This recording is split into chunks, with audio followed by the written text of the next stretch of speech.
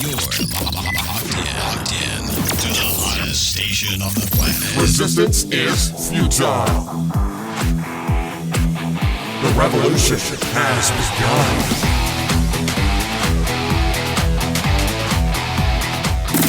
You're listening to Rebelpreneur Radio, helping you break the rules and build the business you need for the life you want. And now, broadcasting his pirate signal from somewhere beyond the status quo, here's your host, best-selling author, marketing and media strategist, Ralph Brogden. Hello and welcome to Rebelpreneur Radio. It's the show that helps you build the business you need so you can live the life you want.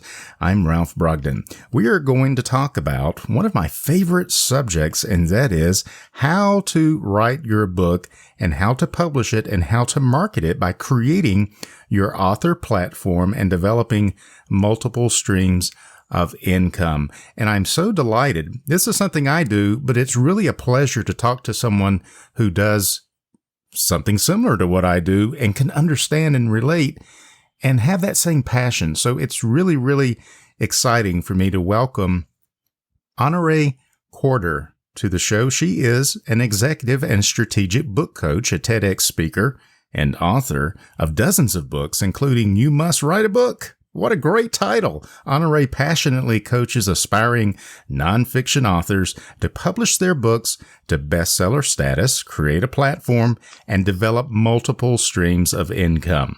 Honorée, welcome to Rebelpreneur Radio. I am so delighted to be with you. I'm so looking forward to this conversation. I love it because you see the same vision that I see. And I know that my life changed so much. I'd always written books, but I had never been a best-selling author. And once I cracked that code and joined that exclusive club, things really, really began to change for me. Tell me about your experience and how did you get started in the publishing and marketing of books? Sure. So I met Mark Victor Hansen, who we all know is the co-creator of the Chicken Soup for the Soul series. Yes. And he was speaking at a conference that I was at, and I was in the back where the nerds sit and take notes, obviously. And when he was finished speaking, he came to the back of the room and he said, "Hi, I'm Mark." And I said, yes, I know. and and he said, "Did you enjoy the program?" And I said, "I did." And he said, "Well, who are you and what do you do?" And I said, "I'm Honorée." And I said, "I'm a coach and a speaker." And I did a little hair flip. And he said, "Oh, that's nice. Everybody's a coach and a speaker." You did a hair flip. I did a hair. I was a little proud of myself. I was like, "I'm a coach and a speaker." And he was completely not impressed. And he said, "Everyone's a coach and a speaker. If you want to differentiate yourself, you must write a book." There you go. And that was the beginning of my writing journey. I wrote my first book. I did what you did, right? Cracked the code, became a best-selling author, which is something different today than it used to be, right? Yeah. And it completely changed my life, my career, the trajectory of my life and my career. And I soon then became passionate about helping people to travel that same path and empower them to write and publish and market their books in a way that meets the vision, the picture that they have in their heads. Absolutely. Well, that's really exciting. Now, you work with nonfiction authors. Tell us a little bit more about who your ideal author client is and what kind of businesses are they in? And is this something that everybody needs to do, or is it just for a certain select group of business people? Well, I'll start with the second question first, because it sounds like a trick question, but it really isn't. I do believe that everyone must write a book. And that is because a book differentiates you from everyone else who says that they do exactly what you do. Mm-hmm. Because you do it in a way that is different from the other person who says, "I do this." And your personality, your education, your experience, all the nooks and crannies of your life form and influence how you empower other people in your area of expertise. So you can take your expertise and your education and your experience and put it all together in a format that anyone can consume and determine if you are the person that they want to work with. Yeah, very important. The first thing. Yeah, that's the DNA. That's what makes it all so unique and so special for each person, because no one else in the world has your unique skills, talents, gifts, passions, experiences, and education. And all of that makes you a perfect potential author. If you've not written a book, that's a great place to start. But just realize that you are unique. You have a voice. And here's a way to get your voice out in the world. And really, if you look at it from that perspective, you really have no competition.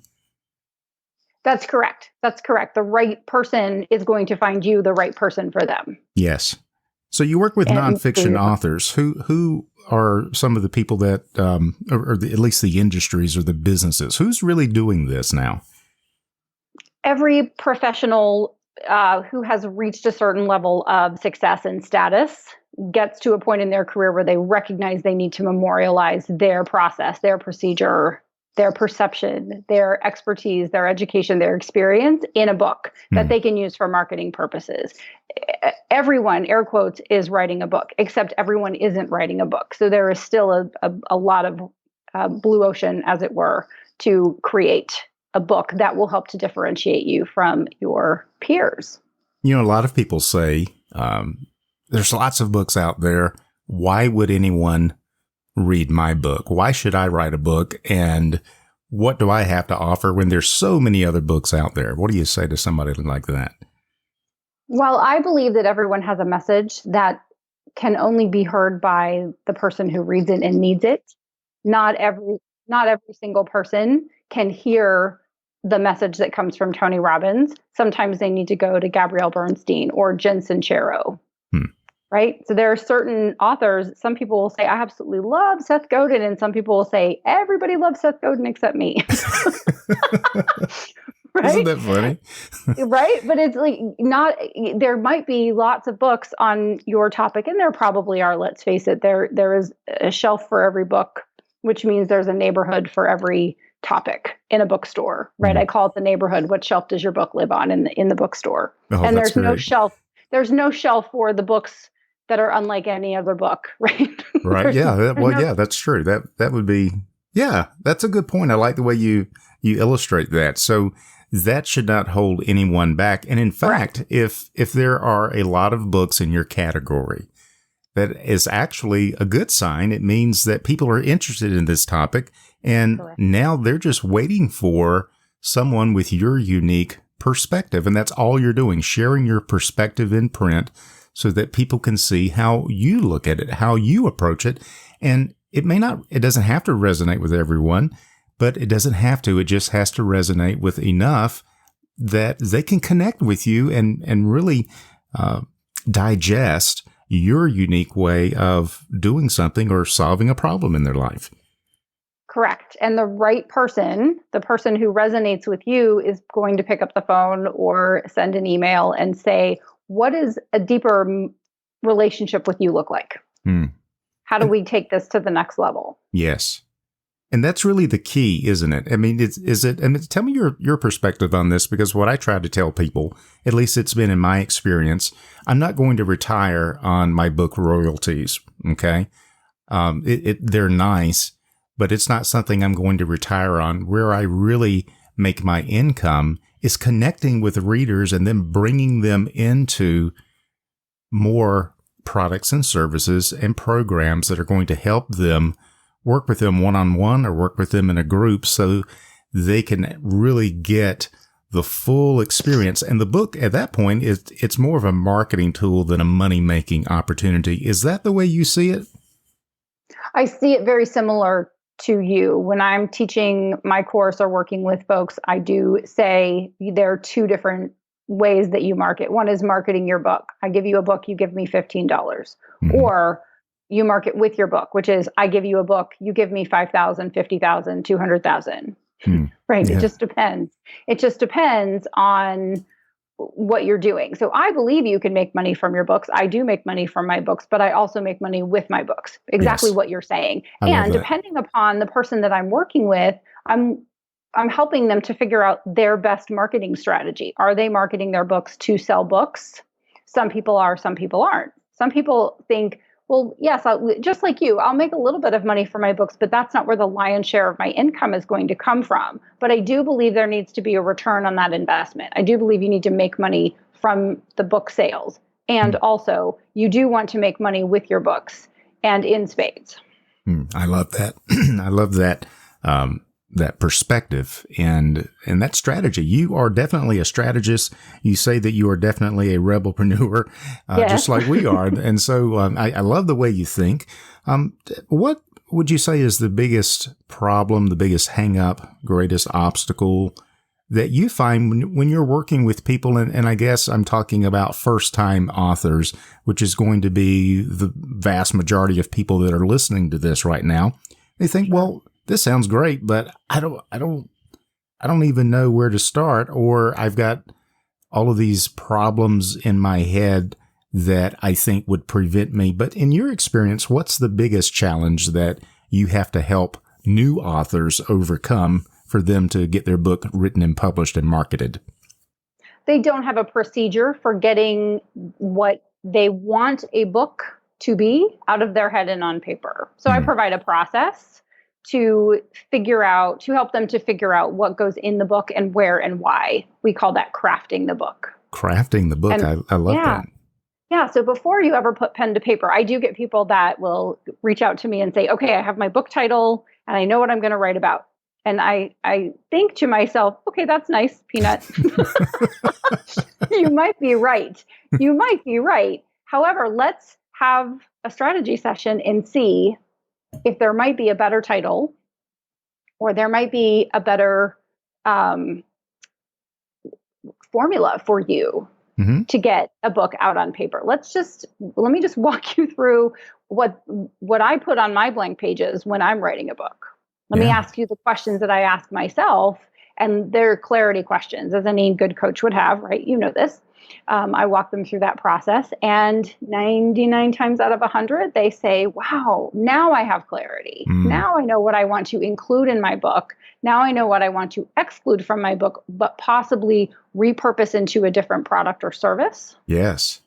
And Excellent. now I have a direction and a timeline and a process, and they feel more confident. I think the biggest problem, though, when you said, what's the biggest problem, I thought of 3 or 4, right? The first one is the confidence.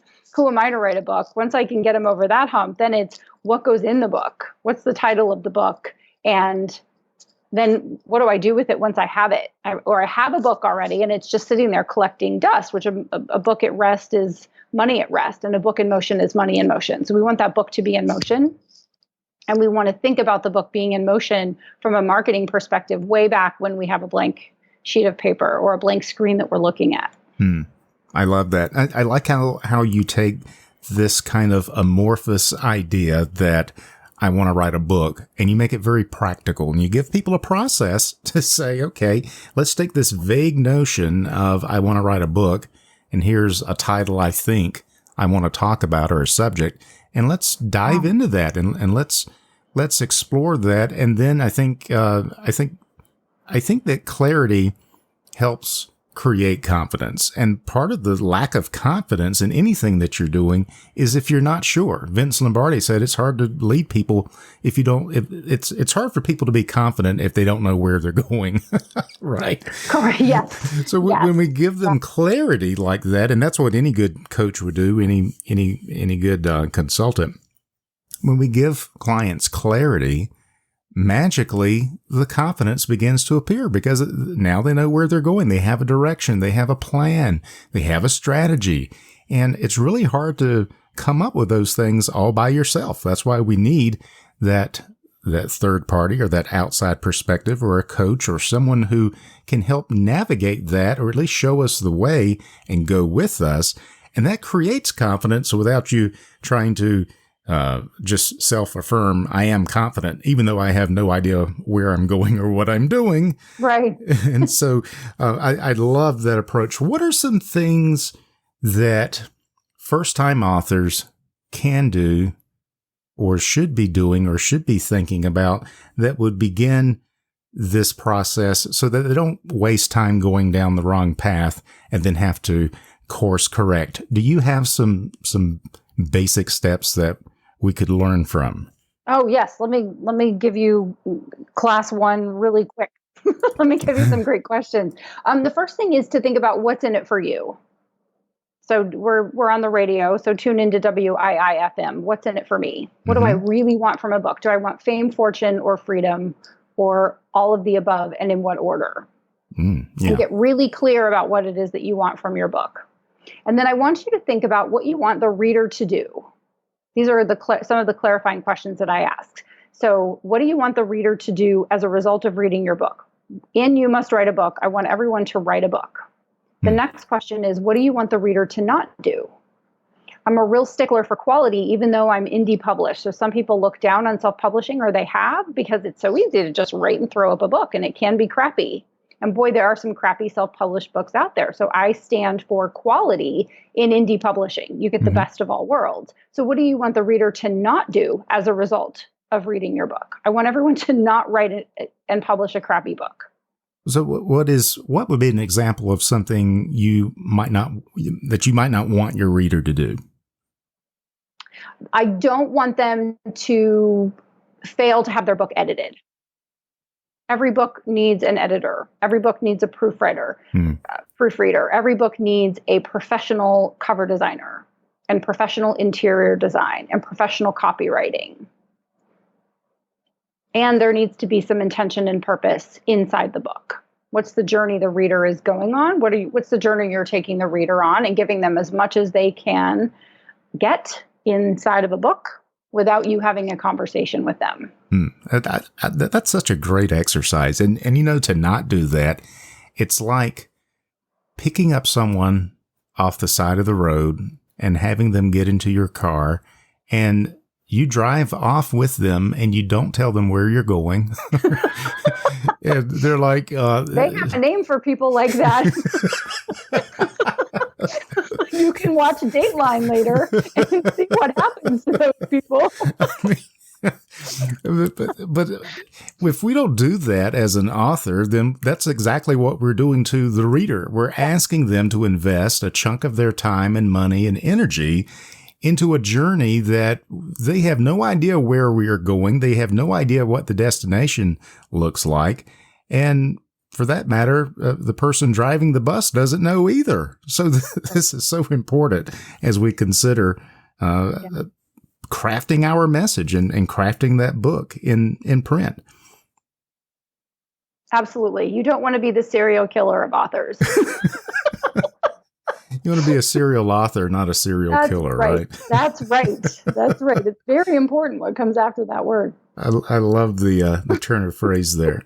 How would working with someone like you really improve their chances for success? Because you've mentioned indie publishing, self-publishing, and you can go on Amazon and just publish your book and no questions asked. Might not be a great book. In fact, it will probably be a lousy book if you just do it yourself.